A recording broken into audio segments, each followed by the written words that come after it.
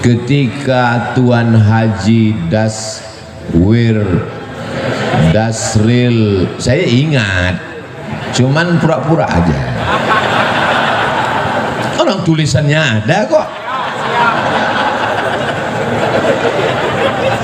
Ketika Tuan Haji Dasril Sultan Bagindo berjumpa sama Buya Hamka, apa kata Buya Hamka? Bukalah rumah makan. Karena ketika orang sampai di rumah makan, yang pertama kali dikasih air minum. Rumah makan Haji Dasril, orang kalau pertama dikasih air minum, bukan macam rumah makan tempat lain, macam gurun Sahara leher tak dikasih air minum. Kasih air minum. Orang kalau dikasih air minum pasti dia menyebut nama Allah, Bismillah. Setelah kasih air minum, kasih dia makan. Setelah dia makan, pasti dia ucapkan Alhamdulillah, mengalir pahalanya. Hidup simple, rezeki datang dari Allah. Lapangkan leher orang, penuhkan lambung orang, dia bayar Alhamdulillah, tak dibayar na'udzubillah. Insya Allah rezeki melimpah ruah. Akhirnya dibukalah ini, muncullah begadang 5. Boleh tak begadang? Boleh kalau ada artinya. Begadang boleh saja kalau ada artinya, kata Bang Roma. Yang nggak percaya terlalu. Banyak orang silap, orang salah, disangkanya rezeki itu punya dia, padahal rezeki itu punya Allah. Carilah dengan bismillah, tutuplah dengan alhamdulillah, maka rezeki melimpah ruah. Haji Dasril Sultan Bagindo contohnya.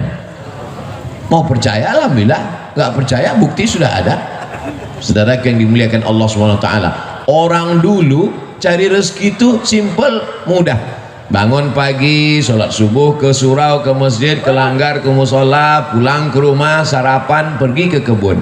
Habis itu ngelihat sawah, ngelihat kebun, kemudian sholat zuhur berjamaah, habis itu menjelang asar pulang ke rumah. Tetap bisa dengan kumpul keluarga, tetangga, sahabat, jiran, kawan. Malamnya bisa wirid yasin, sorenya bisa datang, ada acara tahlilan bisa kumpul, silaturahim tersambung, meninggalnya husnul khotimah. Orang sekarang berangkat sebelum ayam berkokok. Ayam belum bangun, dia udah bangun. Pulangnya ayam sudah tidur, dia baru pulang. Tidak pernah jumpa tetangga, tidak pernah jumpa anak, tidak pernah jumpa kawan, tidak pernah silaturahim, semuanya online. Tapi penyakitnya offline. Pergi pagi, pulang petang, peras keringat, banting tulang, tunggang langgang, luntang lantung, sholat tinggal, puasa tinggal, silaturahim tidak, rezeki tak dapat, penyakit datang. Itu kan yang terjadi pada masyarakat sekarang. Ke masjid tak pernah, yang dicari rezeki, bolak-balik kemana-mana cari duit. Setelah duit dapat, bulat-bulat diserahkan ke dokter spesialis. Dapat duit 1 koper, dimakan tak bisa. Mau makan nasi diabetes, mau makan gulai kambing kolesterol. Apalagi sempat menikmati hidup? Tak sempat. Orang dulu hidup sederhana, rezeki luar biasa, barokah mengalir sampai mati, sempat pula membangun surau dan musola. Hari ini kita sedang belajar bagaimana mau maknai hidup. Berangkat pagi, kena macetnya 2 jam, pulang sore macetnya 3 jam, sampai di rumah sudah teler, sholat tinggal, puasa diqadha di hari tua sudah kena mah akut, usus dipotong. Apalagi nikmat hidup, tinggal sakaratul maut, mati. Tapi begitu hidup mengurut aturan ulama, bukalah rumah makan, kasih orang minum, kasih orang makan, rezeki melimpah ruah. Tapi kalau ada hutang 555 perak, yang 5 perak mesti dibayar. Pesan Buya Hamka, 555 perak utang engkau kepada non muslim, yang 5 perak mesti kau bayar. Kenapa? Karena kalau tak kau bayar, kau akan cari dia di akhirat. Kemana kau mau mencari dia? Itu dipegang oleh Haji Dasril Sultan Bagindo sampai umur 79 tahun. Amanah, jujur, kata orang sekarang, berintegrasi, berintegritet, berjujur, amanah. 5 perak guys, 5 perak, 555 perak. Adik-adik sekarang yang muda-muda masih sempat nengok duit limper? Nggak pernah. Yang senyum berarti udah tua. Saya masih sempat beli bonbon limper 5 perak, gambar burung. Duitnya itu tidak terlalu terang. Kalau duit 100 terang dia. Duit 5 perak, 5 perak kata Buya Hamka, kalau kau curang, maka nanti kau akan membawa kecurangan itu pada hari kiamat. Itu dipegang Haji Dasril sampai hari ini. Ustadz kok tahu? Saya kan sebelum ceramah saya cari bahan duluan. Saya ngobrol-ngobrol terus, maka saya kalau ketemu sama orang, banyak orang kalau ngobrol sama saya, Ustadz ternyata kalau di luar mimbar Ustadz pendiam ya. Ngapain saya ngobrol? Saya ngomongnya di pas ceramah aja. Pas nggak ceramah masa saya ceramah juga? Kalau ada orang ngomong saya dengar. Oh, perjalanan hidup yang luar biasa. Oleh sebab itu maka buah dari yang kita lihat sekarang ini adalah buah dari kejujuran. 5 perak mesti kau balikkan. Ini kadang kita dikasih orang belanja, nih 100.000, beli nasi bungkus 1 harga 15.000, 85.000 halal. Tak dibalikkan, balikkan. Ingat pesan Buya Hamka ke Haji Dasril, 5 perak. Kenapa tak kau balikkan 5 perak? Alah sikit aja kok. Gara-gara 5 perak itulah kita masuk neraka jahanam. Malunya. Kenapa dia masuk neraka? Korupsi 5 miliar. Bangga kan? Kenapa masuk neraka? Karena menggelapkan APBN. Keren kan? Kenapa masuk neraka? Karena 5 perak. Nerakanya sama pula tuh. Bukan neraka 5 miliar sama 5 perak lain. Yang 5 perak nerakanya 25 derajat Celcius. Mendidih juga otak kepalamu. Diletakkan batu kerikil di tapak kaki, mendidih otak. Yablugh ka'baihi, sampai ke mata kaki. Yaghli biha dimaghuhu, mendidih otak di kepala. Allahumma ajirna minan nar, Allahumma ajirna minan nar, Allahumma ajirna minan nar. Dosa kepada Allah bisa ditebus dengan istighfar, tapi dosa hutang kepada manusia bisa? Gak bisa. Pergi kau ke Makkah nanti setelah habis Covid, menangis di pintu Ka'bah, maafkan ya Allah, 5 perak. Habis tisu setengah kotak, bisa lunas yang 5 perak. Maka aku sampaikan pada jamaah, bayarlah hutang pada tempatnya. Ustaz nyindir nih? Enggak, saya cuma ngasih tahu supaya jangan sampai kita mati su'ul khatimah. Orang yang doanya tidak dikabulkan Allah, tak diterima Allah. Mengapa doanya tak dikabulkan Allah? Mata'amuhu haram, makan haram. Masrabuhu haram, minumannya haram. Malbasuhu haram, pakaiannya haram. Kenapa? Gara-gara memakan duit orang. Ajarkan anak-anak kita jujur, ajarkan anak-anak kita berkarakter. Jangan sampai dia makan. Kenapa? Apa masalah? Orang itu kesilau di luar. Itu tak masuk surga kan? Tembakan orang itu jendela.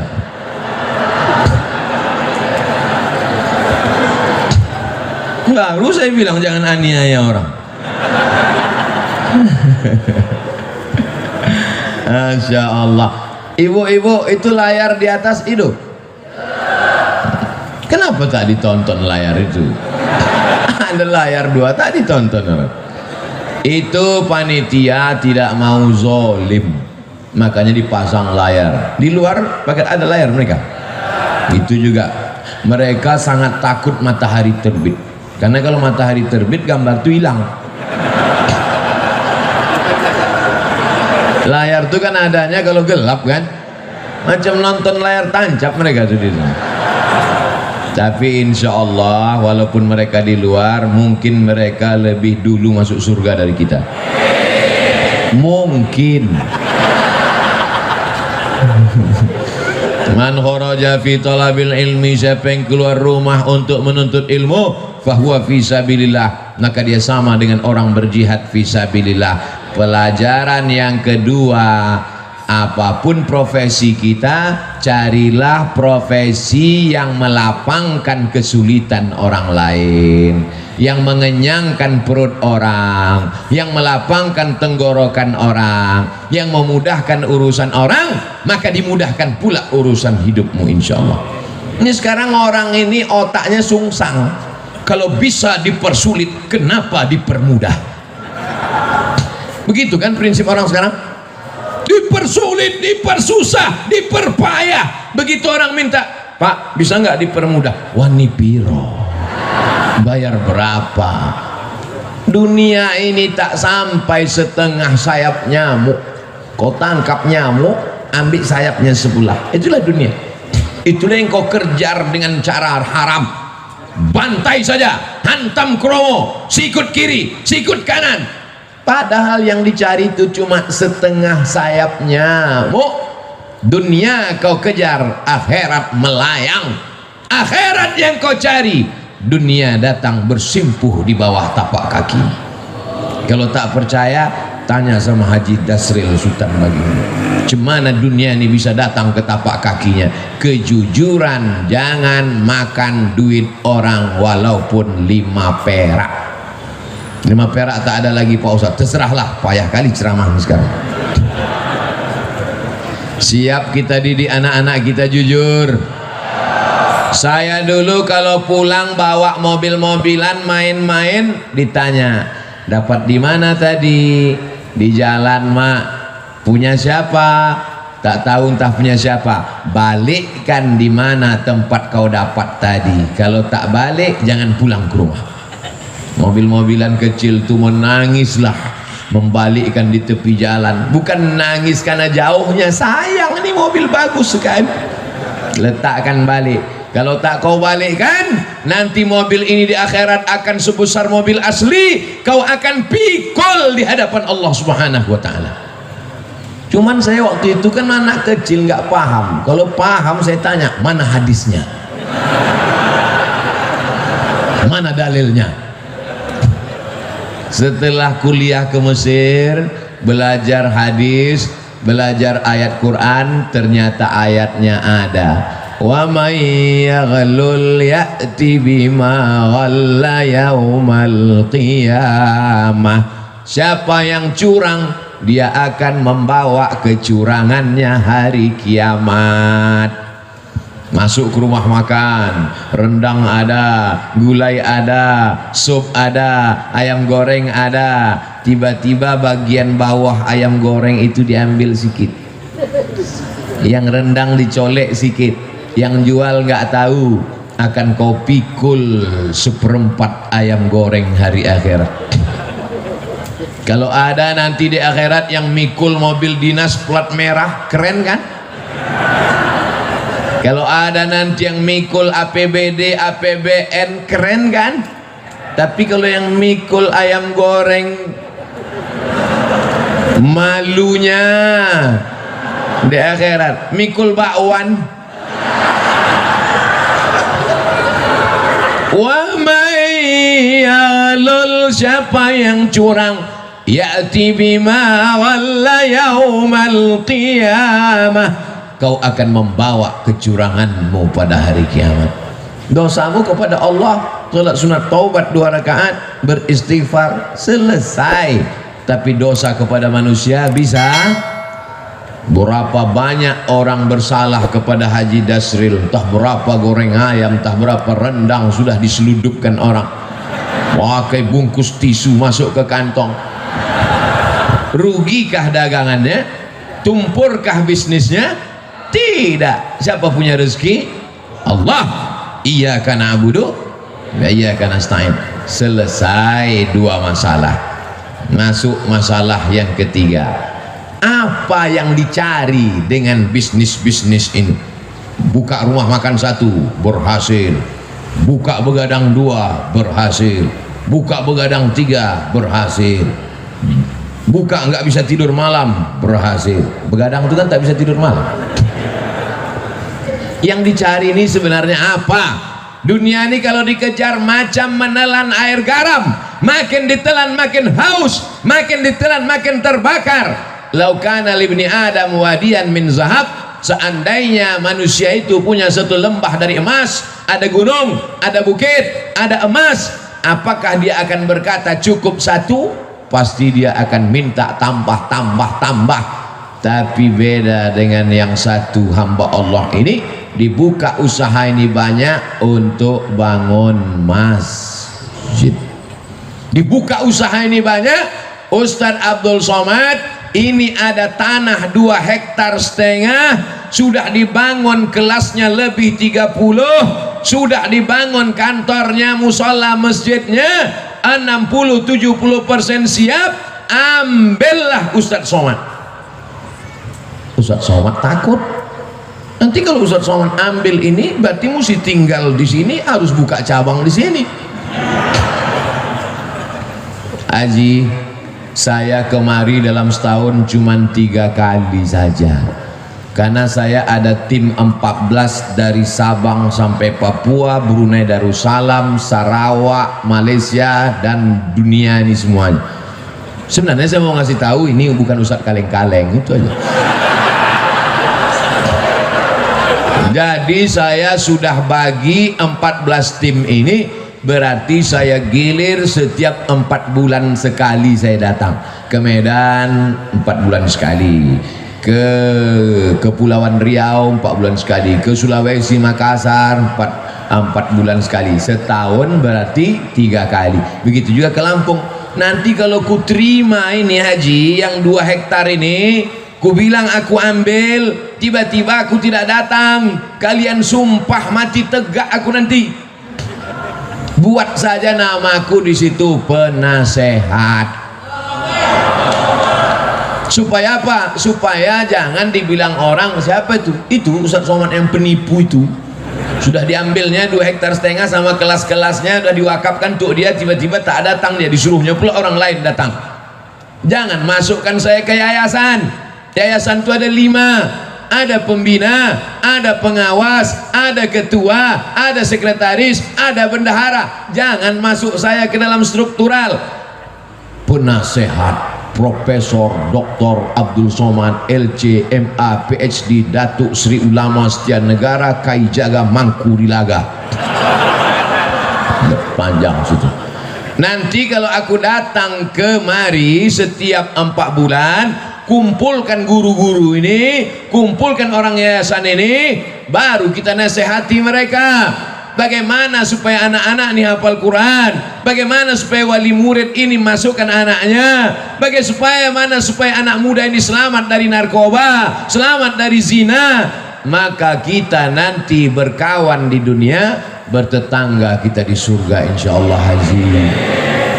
Karena kalau sampai ku ambil 2 hektar ini harganya 1 meter berjuta bermiliar, datang jahat otakku nanti, datang khianatku nanti. Aku ingin jangan sampai kita rusak hubungan gara-gara harta dan materi. Buatlah yayasan, masukkan dia dalam wakaf, Karena kalau sudah dibuat yayasan, la yuhabu, tak bisa dihibahkan ke orang lain, wala yurasu, tak bisa diwariskan, wala yuba'u, tak bisa dijual belikan, kekal abadi sampai hari kiamat mengalir pahalanya ke makam kita, Haji. Nanti anak-anak itu akan baca Quran, Haji. Anak-anak itu malam nanti akan tahajud di masjid itu, pagi-pagi mereka akan belajar, maka pahalanya mengalir ke makam kita, Haji. Itulah yang mau kita cari di dunia ini. Lapang makamku, terang kuburku, lapang pula makammu. Adapun makam jamaah ini kita belum tahu. Kalau makam kami dah selesai, makam jamaah uruslah masing-masing. Masa kami juga yang ngurus makam? Jadi banyak orang sekarang yang dipersiapkannya rumah menjelang pensiun. Alhamdulillah Pak Ustadz, saya pensiun 2 bulan lagi, tapi 100 pintu kos-kosan sudah siap. Mohon Ustadz nanti tanda tangan prasastinya ya. Padahal niatnya dalam hati mau manas-manasi saya aja. Disangkanya saya tergoda. Wih, saya tidak tergoda dengan itu, karena belum tentu kita sampai pensiun malaikat maut datang. Tapi ketika yang dibangun masjid, yang diwakafkan pesantren tahfiz Quran, itulah yang membuat saya cemburu luar biasa. La hasada illa fisnataini, tak boleh cemburu hasad kecuali pada 2 perkara. Yang pertama, rajulun atahullahu malan, ada orang yang dikasih Allah harta, dipakainya harta itu pagi, siang, dan malam untuk menolong agama Allah. Itulah yang mesti kita cemburu. Adapun orang yang jadi pejabat tinggi, paling lama 2 periode, itu pun kalau tak datang KPK. Adapun orang kaya karena mengejar dunia, tak perlu kita cemburu, karena rumahnya tinggal, mobilnya tinggal. Tapi kalau orang bangun masjid, masjidnya tinggal, pahalanya mengalir. Ustadz Somad, itu ada orang kaya Pak Ustadz, kondominiumnya 100 lantai ke atas, 100 lantai pula ke bawah. Di lantai bawah tuh Pak Ustadz, air semua, macam tinggal di akuarium Pak Ustadz. Saya tidak terpukau, saya tak cemburu sedikit pun, karena yang 200 lantai itu kalau dia mati tinggal. Tapi kalau dia bangun 2 hektar dengan 30 sekian kelas, dengan surau langgar musola, dengan penghafal Quran, anak hafal Quran 1 hari ngulang hafalan 2 juz, 1 bulan hatam 2 kali, setahun hatam 24 kali, anak yatim diberikan gratis. Itulah yang kita cemburu, karena kita belum bisa melakukan itu, betul? Tapi Abdul Somad dimuliakan, dibuat penasehat Abdul Somad, selesai, dapat saya amal jariahnya. Tapi belum tentu pasti juga lagi, ini masih dalam tahap penjajakan. Saudaraku yang dimuliakan Allah Subhanahu wa taala, wa ta'awanu 'alal birri wat taqwa, tolong menolonglah kamu dalam kebaikan. Ini pelajaran untuk anak-anak muda, cita-cita kalian mesti tinggi macam cita-cita Haji Dasril Sultan Baginda. Ini sekarang anak muda nih, gimana rencananya ke depan? Ya udah mau siap S1 Pak Ustadz. Habis ini kau mau jadi apa? Ya mau ikut tes PNS lah Pak Ustadz. Kau PNS mana bisa bangun masjid? Gaji 2,5 juta sebulan, semua kredit. Bangun rumah 3M, 3 kali minjam. Gimana kau mau bangun masjid? Sementara laut di Lampung luas, kolam-kolam ikan entrepreneur bisa. Jadilah anak muda entrepreneurship, sehingga nanti kau bisa bangun sekolah tahfiz gratis. Cita-citanya mesti begitu. Buka usaha berhasil, buka satu lagi usaha berhasil, buka lagi satu usaha berhasil. Kemarin kami di Pringsewu itu juga meresmikan pesantren anak muda entrepreneur, lahir tahun 80. Baru berapa tahun umurnya? Baru 40 tahun. Entrepreneur. Jadi kalau cerita entrepreneur, usahawan, bisnismen, Lampung ini tempatnya. Saya sudah ketemu orangnya. Ini makhluk-makhluk yang unik, ini mesti dibudidayakan. Ini makhluk-makhluk yang hampir langka ini. Mereka ini satu spesies dengan dinosaurus. Mudah-mudahan ilmu-ilmu mereka ini menular ke anak-anak muda di Lampung. Ini banyak anak muda ini tidak punya kreativitas, pergi kuliah pakai motor, knalpot disunat, fast lambat kiriman stres, passwordnya 3 huruf, mak minta duit. Apa ini? Makanya makhluk-makhluk yang unik ini saya sarankan mereka menulis buku. Bukunya adalah Alam Terkembang Menjadi Guru. Mereka tidak berguru di kelas, mereka tidak berguru kepada buku, tapi mereka menjadikan alam pengalaman perjalanan hidup mereka menjadi guru, sehingga mereka menjadi orang yang sukses dan berhasil sampai hari ini. Untuk menjadi sebuah sebatang sekuntum bunga, dia mesti bertunas, dia mesti berbatang, dia mesti bercabang, mesti selamat dari hawa, mesti selamat dari wereng, mesti dijaga akarnya, mesti disiram, barulah menjadi sekuntum bunga, bukan bunga plastik. Untuk jadi bunga saja prosesnya luar biasa, apalagi menjadi orang yang menghambakan diri kepada Allah. Sudah berapa poin saya sampaikan? Pertama, dekat dengan ulama. Yang kedua, jujur, jangan berkhianat, pembohong, dusta, tipu-tipu. Yang ketiga, cita-cita jangan mengejar dunia, tapi bangun masjid, menyebarkan pendidikan Islam, Allah akan tolong. Yakin dengan pertolongan Allah? Innaka la tukhliful. Yang terakhir, yang keempat, jangan sombong. Ini sekarang orang baru punya duit sedikit aja sombong minta ampun. Ini Pak Ustadz, sepatu saya ini harganya 20 juta Pak Ustadz. Yang nanya siapa? Siapa yang nanya? Outfit saya ini Pak Ustadz, sekali tegak berdiri 100 juta nih Pak Ustadz. La ilaha illallah. Peci saya ini dibeli orang di Jambi 12 juta. Baju jaket saya dibeli orang di Jambi 270 juta. Dilelang untuk pondok pesantren. Motor dilelang 100 juta. Kalau cerita bangga-bangga outfit, dah berapa tuh? 100. Tambah jaket 270, 370. Tambah peci 12 juta, 382 juta. Punya orang bukan saya.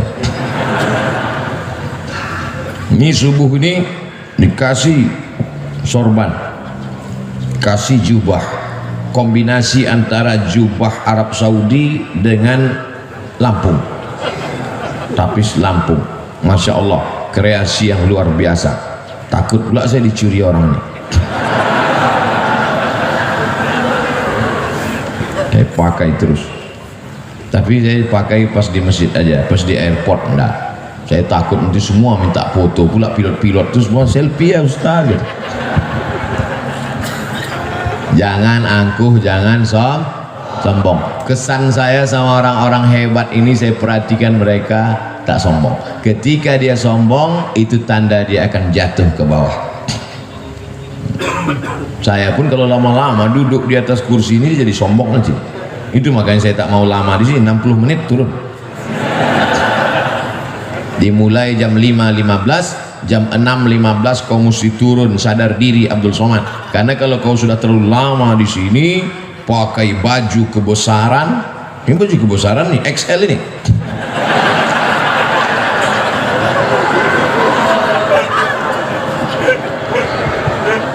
Pakai baju kebesaran, dikasih mikrofon, suara menggelegar, duduk di atas, semua orang di bawah, lama-lama merasa jadi Fir'aun. Oleh sebab itu, setiap 60 menit kau turun ke bawah, balik ke asal, bahwa kau bukan apa-apa dan bukan siapa-siapa. Tu'izzu man tasha, Allah menaikkan siapa yang dia kehendaki. Wa tudhillu man tasha, Allah menurunkan siapa yang dia kehendaki. Ada yang rendah hati turun ke bawah dinaikkan Allah, ada yang naik ke atas hampir ke awan akan diturunkan Allah. Percaya tak percaya, mereka yang di atas ini pasti akan turun untuk sarapan pagi. Betul. Masya Allah, tabarakallah. Masjid mengajarkan kita tentang tawadhu, rendah hati. Siapapun orangnya, kalau sudah sampai masuk ke masjid ini, dia mesti menempelkan keningnya ke lantai, ke tempat bawah tapak kaki. Adakah yang lebih rendah dari tapak kaki? Lantai ini lebih bawah tapak kaki. Mana ada orang melangkah di atas tapak kaki? Lantai ini ditempelkan kening ke lantai. Mentang-mentang Haji Dasril yang bangun masjid, tiba-tiba pas sujud, Haji Dasril enggak sujud ke lantai. Kalian aja, aku yang punya masjid sujudnya ke tiang. Nggak bisa. Semuanya menempelkan kening ke lantai, dan ketika kening menempel ke lantai, saat itu kau rendahkan dirimu dan kau katakan subhana rabbiyal. Kalau kau menyelamatkan dirimu dari angkuh dan sombong, Allah akan menyelamatkanmu. Ada orang yang lapar, selamat.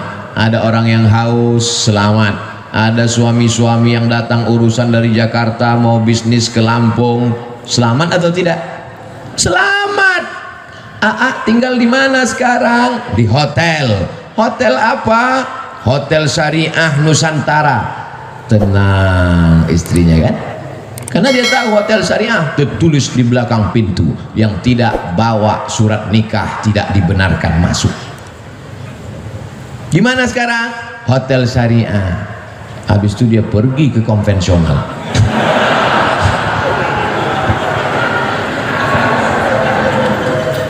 Orang perlu makan, kasih makan. Orang perlu minum, kasih minum. Orang mau ketenangan hati karena suaminya takut dilarikan pelakor, kasih hotel syariah. Selamat dunia, selamat akhirat. Rendahkan diri di hadapan Allah, disitulah akan turun rahmat-rahmat Allah subhanahu wa ta'ala. Fid dunya hasanah, otomatis itu Pak, otomatis tuh Bu. Kalau sudah fid dunya hasanah, insya Allah fil akhirati hasanah. Fid dunya morat marit, fil akhirah neraka jahannam. Kesian. Dunia tak dapat, akhirat melayang. Paling tidak kita ini mau dapat akhirat mendapat jadilah. Tapi kalau bisa dunia ini pun dapat juga. Insya Allah yang hadir di majelis ini dunianya dapat, akhirat